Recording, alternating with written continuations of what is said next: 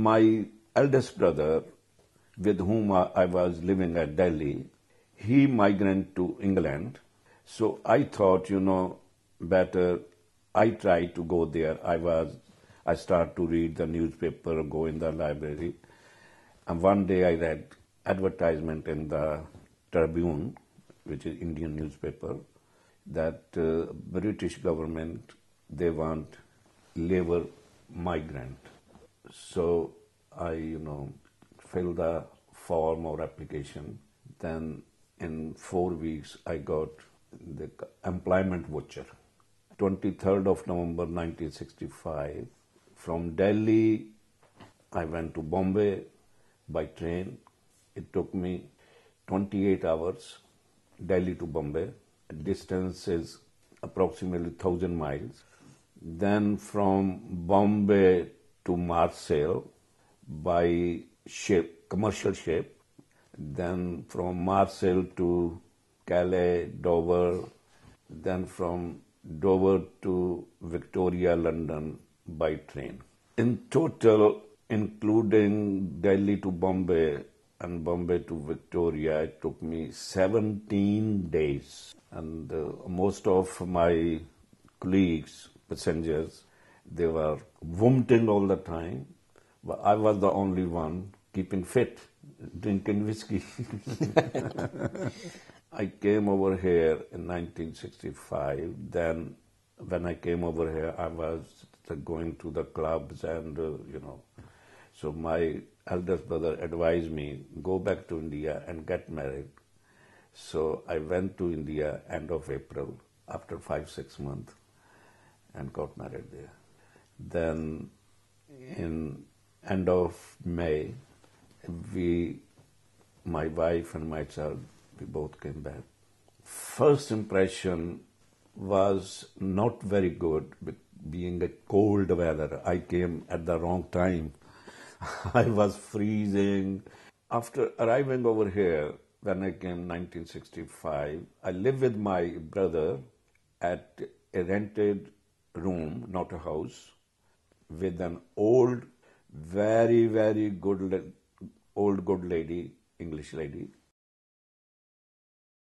I came by air because they were the first time the plane was landing in Dominica, and it was very excited, and that we had the airport in Melvin Hall, and there were a lot of people excited, and they would come over to see the planes come and things like that. Yeah. Mm-hmm. Well, I came to England with a family. It was a doctor from Stillington, and we came over. I was working for him, and then he brought me because I wanted to do nursing, and that was the whole thing of it. I went to Newcastle in the northeast. I think it was one of the house. Yeah, lots of West Indian people used to come, the teachers and everything, the West Indies, and a lot of Asian and everything. And I stayed there for a while before I moved over to Millsborough, to Stockton. Stockton, yeah. Ooh, cold. I remember when I was in the baby house, and I saw this thing coming down the snow. There were lots of mothers and babies who lived there. After they had their babies, the people would come and take them, and there was a lot of crying. And it was adoption or, give away the baby, because there were young people with no husbands and that, and they had to give the baby up. That it was rainy, cold, and I remember going out in the snow and saw this white thing, and I put my mouth for the snow to come in it. It was well funny. I said, "What's that?" Snow. The first time I'd seen snow, and it was very sort of, to wear big coats and everything like that. And I couldn't understand why people were getting up in the dark and going to work, and the buses were stopping, And when I got up, everybody had breakfast and gone to work. And why are people going to work in the dark? And there were lights on the streets. And I used to live in the guest house on the main high street in Stockton, but I didn't like it. It was bed and breakfast and all that sort of thing. So one day I was coming down the street one Sunday, and I met this gentleman, and he said, "Where are you from?" I said, "I'm from Dominica." He said, "Oh, you must come and meet my wife." And she was, so I couldn't wait for the time to come in the afternoon. And then I went down and met her, and she was doing nursing too. She was a nurse, and she had a little boy, And then we got talking and that. And I moved in a house because they had a room at the back, and we started doing nursing. Happy times, really. We came in airplane, transferred from Aksara. We travelled to Ankara from where we lived. It was about a 3 hour drive. Then we went from Ankara to Istanbul, and about an hour flight, and from Istanbul to Manchester. Well, we didn't know it was Manchester, we just know it was an airport. Before I came here, all I've seen was just the one photo of the England that my dad was in, and it was in the alleyway, like behind the shops, and it was just like rows of houses. And when we came, my mum didn't come because she had a visa problem, so it was just my brother and my sister came here. And we just travelled from Manchester to Denby, and we just travelled, and I thought, it's a big country. And then everywhere was green. It was like it was like winter, springtime, and it was sort of green everywhere. I thought it was like a nice green country, like loads of trees. And there's trees in Turkey, but it's mostly dry. There was not much impression. It was like more of a shock than an impression. I left all my friends behind. Got no one here. Can't speak the language. The people were very good. You know, when we started school here, the teachers and the council was quite good, because when we first came, they came to our house. My sister called Fatima, but we called her Zara because they said they might call her Fatiman, because we didn't know what it meant, but they told us it was like a person.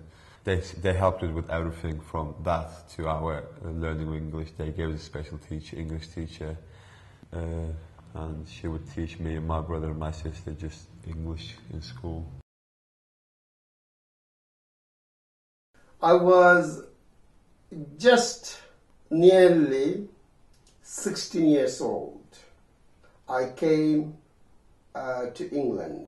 Well, I came to Britain with my parents. My father was here before, and he went back to Bangladesh, and he brought us here.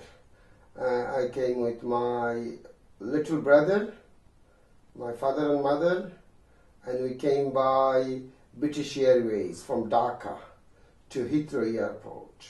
Most likely, it was, I think, the stop in Karachi in Pakistan, then came here.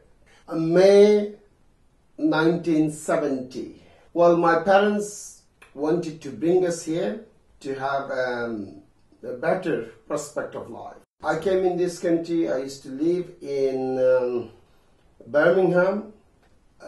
My first impression is the roads are so big, so nice. The building is very, very tall, and the lighting is great in the evening.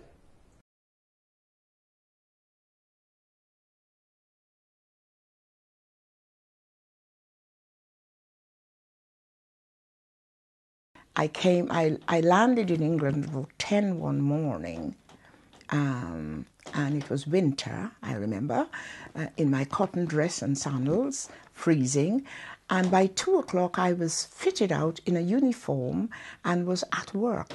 There was no, in those days, there were no such things as induction. Induction was what you learned as you went along. So at 2 o'clock I was at work. I came to continue as a nurse because I had been trained in Guyana as a nurse midwife. Applied to work in NHS professionals as a carer, and that's when I didn't have experience, so they organized some training for me, so that's when I changed the job and started working in Warrington Hospital. Yeah. It's been maybe, let's say, 2 years ago or something like that, 2009. It's exactly, I'm a care assistant or a nursing assistant, but I work with patients, help with patients, and this basic care for patients, that's exactly our job, yeah. Well, yeah, I quite like it, apart from some time when it gets really demanding and challenging, yeah, but most of the time, yeah, I do enjoy it. Another gentleman, I used to call him an uncle, my uncle friend. He used to treat me like a son, and he insisted me. I went back to the Blackpool, 61 early. I became the first youngest restaurant owner in the whole of the Northwest. In 61, I became the owner management of the one I worked for it. I became the owner. I say people say this is the This is an example. You didn't work for anybody else. On the same place you work, you became the owner of the same place within a short period. Then I ran this place till I think 62. Then I involved in another business in Manchester. But one bank, particularly NatWest Bank, was a very small bank. And when I had an interview with the manager, he seems to be like me. And he said, well, young man, I'm going to help you. Give me all the details, give me your business plan and everything, and how you're going to, and cash flow. And I did my own cash flow, I did my own business plan, and he liked it. He said, go ahead, I'm behind you 100%. My first restaurant was in Bromsgrove. Then I went to Birmingham cities. I opened a restaurant cities. Then I went to London. After London, I came to Ellesmere Port. When I came over here, it was, it's a fascinating country, but because I thought, this country had a lot to offer, and I saw and I heard is a lot of people, Bengali people working here and doing business and everything. They become very successful. So I thought, I will become successful one day. My cousin, he used to have a business here in Cheshire, Indian restaurant. So I started working for him. I worked for him 4 years, from 85 till 89. Then 1989, I started my own business. 8th of August 89, I opened my business. I still remember it was Thursday. It is Indian restaurant.